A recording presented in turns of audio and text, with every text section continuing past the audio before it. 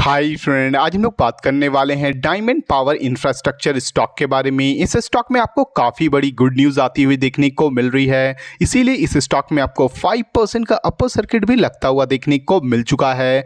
अगर हम लोग इसकी 1 मंथ की बात करते हैं तो इस स्टॉक में आपको 63% का रिटर्न आती हुई देखने को मिली है।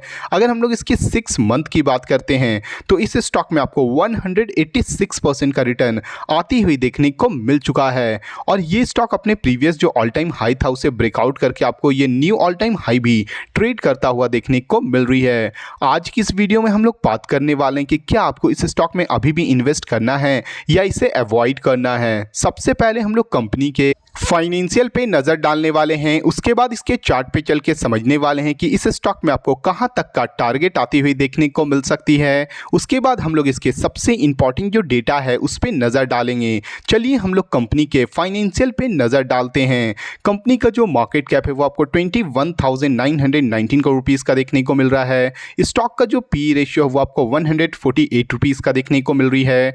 ROCE की बात करते हैं तो 24.2% का देखने को मिल रही है। और कंपनी का जो बुक वैल्यू है वो आपको अभी फिलहाल नेगेटिव में देखने को मिल रहा है 11.7 रुपीज़ का। कंपनी का जो फेस वैल्यू है वो आपको 1 रुपीज़ में देखने को मिल रही है।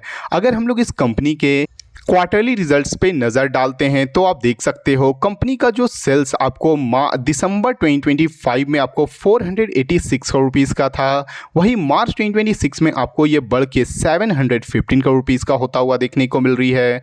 अगर हम लोग इसकी ऑपरेटिंग प्रॉफिट की बात करते हैं तो दिसंबर वाले क्वार्टर में आपको ये 60 करोड़ रुपीज़ का था, वही मार्च वाले क्वार्टर में आपको ये बढ़ के 65 करोड़ रुपीज़ का होता हुआ देखने को मिल रहा है। कंपनी आपको क्वार्टर ऑन क्वार्टर बेसिस पे कंपनी का आपको सेल्स भी बढ़ती हुई देखने को मिल रही है और कंपनी का आपको प्रॉफिट भी बढ़ता हुआ देखने को मिल रहा है। और कंपनी का जो क्वार्टर 1 का जो रिजल्ट है वो आपको जल्द ही आपको 13 अगस्त को आपको आता हुआ भी देखने को मिल जाएगी। अगर हम लोग इस कंपनी के अगर प्रॉफिट एंड लॉस स्टेटमेंट पे नज़र डालते हैं ईयर ऑन ईयर बेसिस पे तो आप देख सकते हो कंपनी का जो सेल्स आपको मार्च 2025 में 1115 करोड़ रुपीज़ का था, वही मार्च 2026 में आपको ये बढ़ के 1944 करोड़ रुपीज़ का होता हुआ देखने को मिल रही है।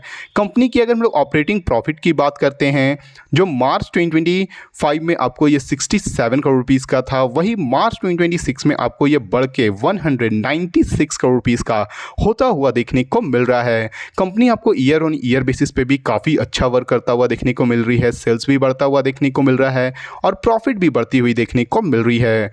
अगर हम लोग इस कंपनी की अगर बैलेंस शीट पे नज़र डालते हैं तो आप देख सकते हो कंपनी का जो इक्विटी कैपिटल आपको काफ़ी सालों से आपको स्टेबल देखने को मिल रही है 53 करोड़ रुपीज़ का।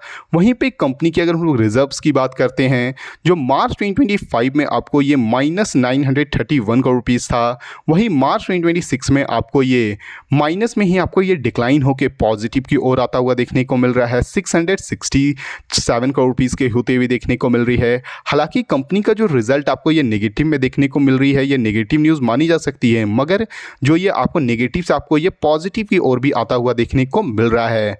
अगर हम लोग इस कंपनी की अगर बोरोइंग की बात करते हैं कि इस कंपनी पे कर्ज कितना है तो मार्च 2025 में कंपनी का जो बोरोइंग आपको 463 करोड़ रुपीज़ का था, वही मार्च 2026 में आपको ये बढ़ के 2460 करोड़ रुपीज़ का होता हुआ देखने को मिल रही है।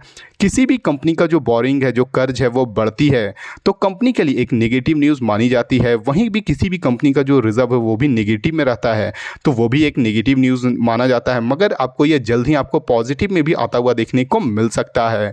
चलिए हम लोग कंपनी के अगर सबसे इंपॉर्टेंट अगर डेटा पे नज़र डालते हैं तो वो है कंपनी का शेयर होल्डिंग पैटर्न। आप देख सकते हैं कंपनी का जो प्रोमोटर का होल्डिंग है वो आपको जून 2026 में आपको ये 84.02% का देखने को मिल रहा है।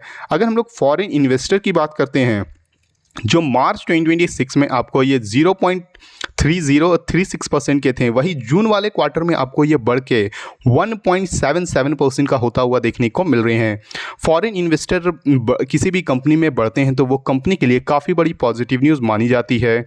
वही अगर हम लोग डोमेस्टिक इन्वेस्टर की बात करते हैं जो मार्च 2026 में आपको ये 0.07% के थे, वही जून वाले क्वार्टर में आपको ये बढ़ के 0.23% का होता हुआ देखने को मिल रहे हैं।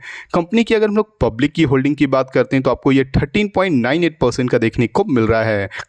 कंपनी का ओवरऑल फाइनेंशियल आपको एक डिसेंट देखने को मिल रहा है। कंपनी आपको क्वार्टर ऑन क्वार्टर बेसिस पे तो बढ़ती हुई देखने को मिल रही है, ईयर ऑन ईयर बेसिस पे बढ़ती हुई देखने को मिल रही है, मगर जो कंपनी का जो रिजर्व है वो आपको थोड़ी सी नेगेटिव में देखने को मिल रहा है। बाकी ओवरऑल जो कंपनी है वो आपको काफ़ी ज़्यादा अच्छी देखने को मिल रही है और कंपनी में आपको प्रोमोटर फॉरेन इन्वेस्टर की भी आपको एंट्री होती हुई देखने को मिल चुका है।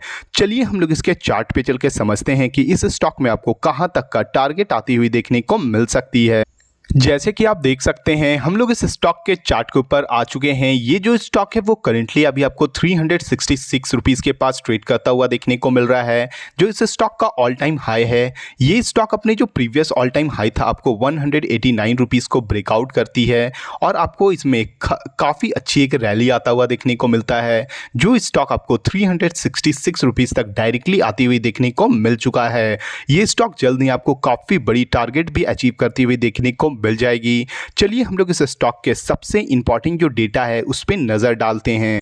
जैसे कि आप देख सकते हैं हम लोग इस कंपनी के बीएसई के साइट पे आ चुके हैं। ये जो कंपनी है वो आपको एएसएम लॉन्ग टर्म स्टेज 4 में ट्रेड करता हुआ देखने को मिल रहा है, जो इस कंपनी के लिए काफ़ी बड़ी नेगेटिव न्यूज़ मानी जा सकती है। अगर हम लोग इस स्टॉक की आज की वॉल्यूम पे नज़र डालते हैं तो आप देख सकते हो इस स्टॉक में आज के दिन आपको 3,02,324 क्वांटिटी ट्रेड होता हुआ देखने को मिली है, जिसमें आपको 2,11,869 क्वांटिटी आपको डिलीवरी ले जाता हुआ देखने को मिला है, जो कि 70% का इस स्टॉक में आज के दिन आपको डिलीवरी आती हुई देखने को मिल रही है। कंपनी का ओवरऑल जो फाइनेंशियल है वो काफ़ी अच्छी देखने को मिल रही है। अगर आप इस स्टॉक में इन्वेस्ट करने के बारे में सोच रहे हो तो प्लीज़ एक बार खुद की भी एनालिसिस ज़रूर करें, क्योंकि ये जो वीडियो है वो केवल एजुकेशन पर्पज़ के लिए है। Thank you.